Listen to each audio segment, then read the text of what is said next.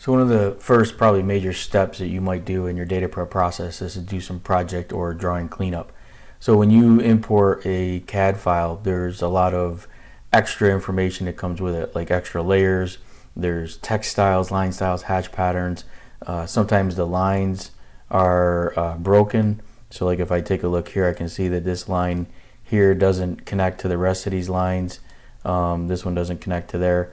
So maybe we want to connect some of that stuff, and you can do this in a methodical process or all in one shot as well, but I would recommend a methodical selecting objects and running the project cleanup command. So on data prep, there's the project cleanup.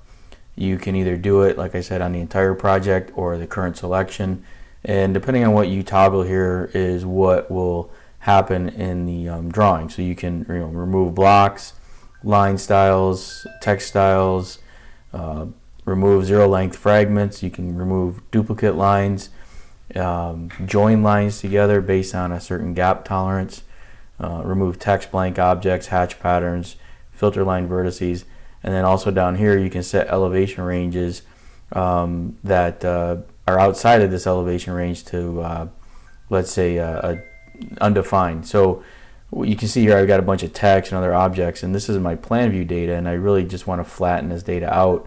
So what I can do is scan for this information here, and it shows my min and max elevations.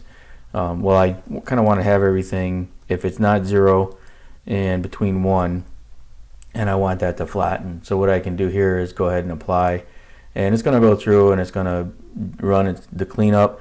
Everything outside is going to be flattened. You'll see this text over here get set to undefined, and it's going to join some lines and gaps and remove some duplicate lines. So you can see that all the information has gone through and cleaned up in the project.